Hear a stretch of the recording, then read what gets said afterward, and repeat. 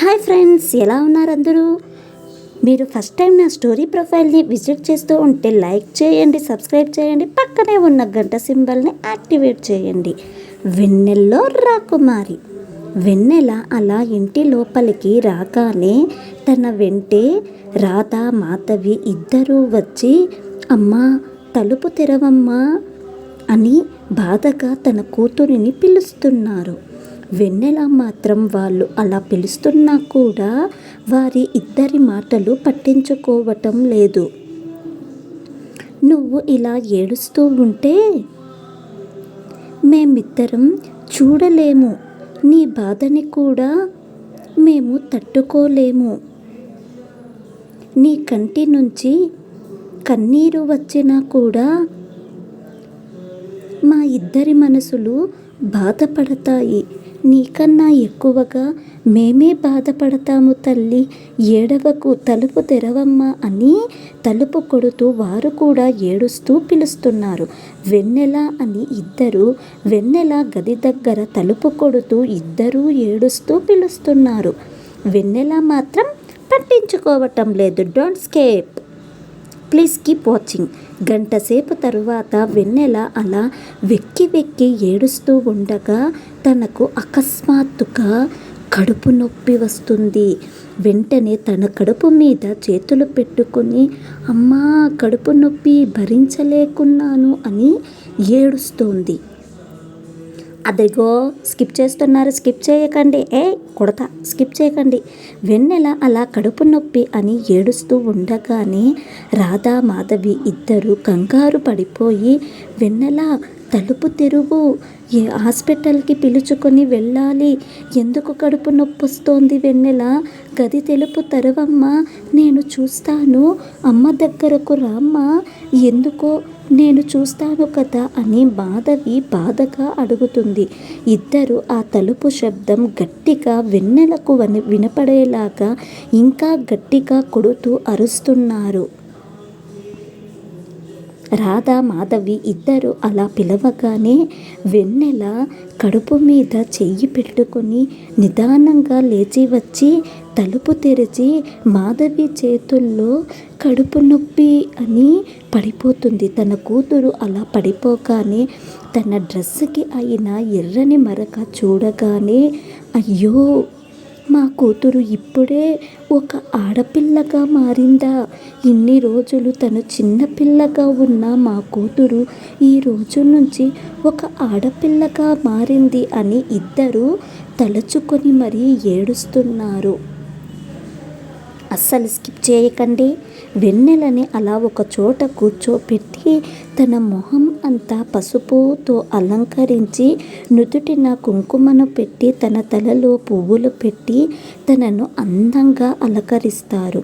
ఇద్దరు అలా ఏడుస్తూ అక్షితలు తీసుకొని తనకు ఆశీర్వదించాలా. ఏమని ఆశీర్వదించాలి తల్లి, ఈ రోజు నుంచి నువ్వు ఒక ఆడకూతురివి, రేపటి రోజున నీ జీవితం కూడా మా జీవితంలాగా అవుతుందా, లేకపోతే పూలబాటగా మారుతుందా, ముళ్ళబాటగా మారుతుందా, లేదా ఏ రాజకుమారుడు వచ్చి నిన్ను పెళ్లి చేసుకొని పిలుచుకొని వెళ్తాడా, అది జరుగుతుందా, ఏమని ఆశీర్వదించాలి నిన్ను అని ఇద్దరు ఆ అక్షతలను వెన్నెల తల మీద వేయకుండా నేల మీదకి స్లోగా జారవిడుస్తూ ఏడుస్తున్నారు. వెన్నెల దగ్గర కింద పడుకొని ఇద్దరు తమ భవిష్యత్తుని తలుచుకుని ఏడుస్తున్నారు. తన కూతురు జీవితం ఏమవుతుందో అని ఇద్దరు బాధపడుతున్నారు. ఆ రోజు అంతా గడిచిపోతుంది. ముగ్గురు బాధపడుతూ ఏడుస్తూనే ఉన్నారు. అస్సలు స్కిప్ చేయకండి అని చెబుతుంటే ఎందుకంటే అలా స్కిప్ చేస్తున్నారు? వెన్నెల మాత్రం వీరి వైపు చూడటం కూడా లేదు, కనీసం మాట్లాడటం కూడా లేదు. ముగ్గురు ఒకే చోట కూర్చొని ఆ ముగ్గురు కన్నీరు ధారలుగా ఏడుస్తూనే ఉన్నారు. ముగ్గురు ఒకరి బాధ ఒకరు చెప్పుకోలేక తన కూతురిని ఓదార్చలేక ఇద్దరు నరక యాతన పడుతున్నారు. ఆ రోజు రాత్రి అయినా కూడా ఏ ఒక్కరు కూడా ఫుడ్ కూడా తినటం లేదు. ఏ ఒక్కరికి కడుపులో ఆకలి వేస్తున్నా కూడా వారు పడుతున్న బాధ ముందర అన్నం కూడా తినబుద్ధి అవ్వటం లేదు, ఆకలి కూడా అవ్వటం లేదు. వెన్నెల ఒక ఆడపిల్లగా మారింది అని సంతోషపడాలో, లేకపోతే తన జీవితం అంధకారంగా మారబోతుంది అని తలుచుకొని ఇద్దరు బాధపడుతున్నారు. ఏమి జరుగుతుంది తన భవిష్యత్తు? వారిద్దరితో పాటు వీళ్ళ గురించి నిజం తెలియగానే ఆ నిజాన్ని తను కూడా జీర్ణించుకోలేక తను కూడా తినకుండా అలానే బాధపడుతూ ఉంది వెన్నెల. ఆ రాత్రి అంతా ఏ ఒక్కరూ కూడా అన్నం తినలేదు. కంటి నిండా నిద్ర కూడా వెళ్ళటం లేదు. నిద్ర కూడా రావటం లేదు, ఆకలి కూడా వేయటం లేదు. ఆకలి దప్పికలను మానుకొని మరి ముగ్గురు కన్నీరు మున్నీరుగా బాధపడుతూ విలపిస్తున్నారు. వారు అలా బాధపడుతూ ఉన్నా కూడా రారాజు ఆకాశంలో వచ్చాడు. తన చుట్టూ నక్షత్రాలు మిలమిలా మెరుస్తూ ఉన్నాయి. ఆ నక్షత్రాల మధ్యలో రారాజు అందంగా కనబడుతున్నాడు. కానీ వీరి బాధ మాత్రం వర్ణాతీతంగా ఉంది. అలా ఆ నక్షత్రాల మధ్యలో ఉన్న రారాజు కూడా వెళ్ళిపోయాడు. తెల్లవారుతుంది. తొలి సంధ్య కిరణాలను వెదజల్లుతూ సూర్యుడు చీకట్లను పోగొట్టి అందరి జీవితాలలో వెలుగులను ప్రకాశించే ఒక దివ్య జ్యోతిలా సూర్యుడు ఉదయించాడు. సూర్యుడు రాకతో అందరూ నిద్రలేస్తారు. కానీ వీళ్ళు మాత్రం నిద్ర కూడా పోలేదు. జాగరణం చేయటం వల్ల అలా అందరూ ఒక్కొక్కరు ఒక్క చోట కూర్చొని బాధపడుతూనే ఉన్నారు. వెన్నెలకు ఆకలి వేస్తోంది అని మాధవి మిల్క్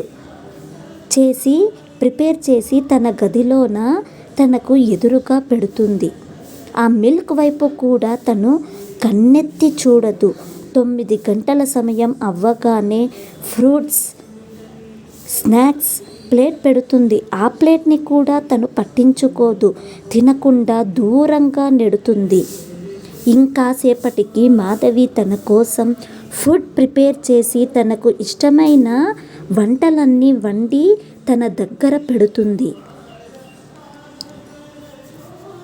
వెన్నెల వాటి వైపు కూడా చూడకుండా పట్టించుకోకుండా ఉంది.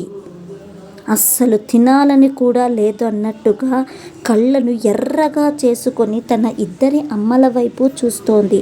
అలా ఏమీ తినకుండా అలా బాధపడుతూ ఉండడం చూసిన ఆ ఇద్దరి తల్లుల హృదయం తమ కూతురు దగ్గరికి వచ్చి తను వారి వైపు అసహ్యంగా ఒక చూపు చూస్తున్నా కూడా ఆ చూపుని కూడా పట్టించుకోకుండా వెన్నెలను దగ్గరగా తీసుకొని తను ఎంతగా వద్దు అని తిడుతున్నా, గోల చేస్తున్నా, ఆ బౌల్స్ ప్లేట్లని విసిరి కొడుతున్నా కూడా మాధవి, రాధ ఇద్దరు బలవంతంగా తనకు ఫుడ్ తినిపిస్తారు.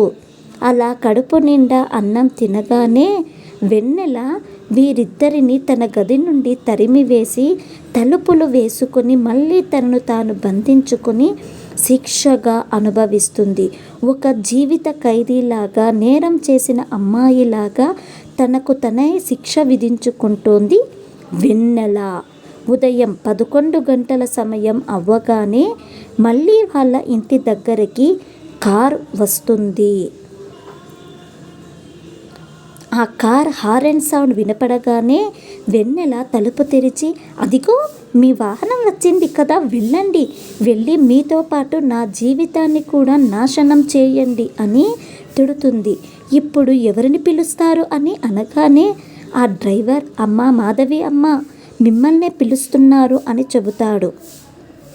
కానీ మాధవికి అతను ఎవరో దెబ్బలు ఎక్కువగా కొట్టడం వలన తనకు ఎక్కువగా కంది ఉండపోవటం వలన ఈరోజు నేను రాలేను అని చెబుతుంది. సరే అని మాధవి బదులుగా రాధ ఆ ఇంటికి వెళుతుంది. రాధను ఆ కార్ డ్రైవర్ మందర ఇంటికి పిలుచుకొని వెళతాడు. ఇంటికి పిలుచుకొని వెళ్ళగానే మందర చూసి, ఏంటి మాధవి రాలేదు, ఈ రాధ వచ్చింది అని అడుగుతుంది. అక్కకు బాలేదు అని రాధ స్లోగా చెబుతుంది.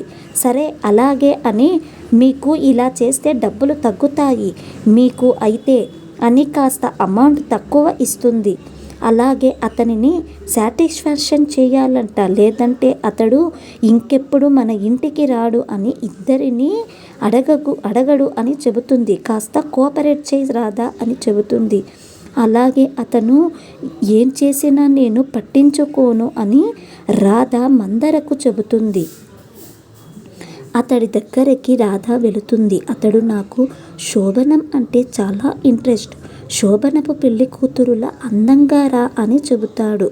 అలాగే అని రాధ పాల గ్లాస్ తీసుకుని సిగ్గుపడుతూ అతని దగ్గరకు వస్తుంది. తలుపు గడియ వేస్తుంది. పాల గ్లాస్ పట్టుకొని వచ్చి అతని చేతిలో సిగ్గుపడుతూ తల వంచుకొని చేతిలో పెట్టింది. అతడు పాలు తాగగానే రాధా చుట్టూ చెయ్యి వేసి తనను మంచం మీద పడుకోబెడతాడు. నాకు భార్య లేదు, ఇంతవరకు పెళ్ళి లేదు, నాకు ఆ సుఖం కూడా లేదు. ఇప్పుడు నీ దగ్గర నాకు ఆ అనుభవం, తొలి అనుభవం కావాలి అని ప్రేమగా చెబుతూ రాధ పెదవులని అందుకున్నాడు. రాధ పెదవులని అందుకోగానే రాధ నిదానంగా బెడ్ మీద పడుకుంటుంది. అలంకరించిన ఆ బెడ్ మీద తను పడుకోగానే అతడు తన మీదకి నిదానంగా వస్తున్నాడు. తను అలా పడుకోగానే అతడు రాధ శరీరాన్ని తన చేతులతో తాకుతూ చీరని విప్పేసి తన ఒంటి మీద ఉన్న ఒక్కో వస్త్రాన్ని వేరు చేస్తూ రాధని ముద్దులతో ముంచెత్తుతున్నాడు. రాధ కూడా అతని ముద్దులకు పరవశించిపోతోంది. అతడు రాధ నుదిటి భాగం నుంచి రాధ యొక్క కాలు చివర బొటన వేలు వరకు ఎక్కడ కూడా వదలకుండా తనని పూర్తిగా ముద్దులతో ముంచెత్తుతున్నాడు. అతడు అలా ప్రేమగా ముద్దు పెడుతూ ఉంటే రాధ కూడా అతనిని తనలో లీనం చేసుకుంటూ ఉంది. అతడు అలా రాధ తనకు సహకరించగానే అతను కూడా తనతో పాటు రాధని పూర్తిగా శృంగార యుద్ధంలో ఇద్దరు పూర్తిగా సహకరించుకుంటూ పూర్తిగా ఇద్దరు ముద్దుల వర్షం కురిపించుకుంటూ ఒకరి మీద ఒకరు ప్రేమగా భార్యాభర్తలుగా ఇద్దరు ఒకటి అవుతారు.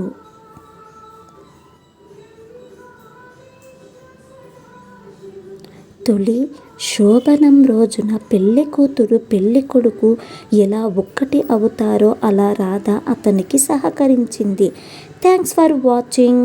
Don't forget to subscribe. Please like and share please.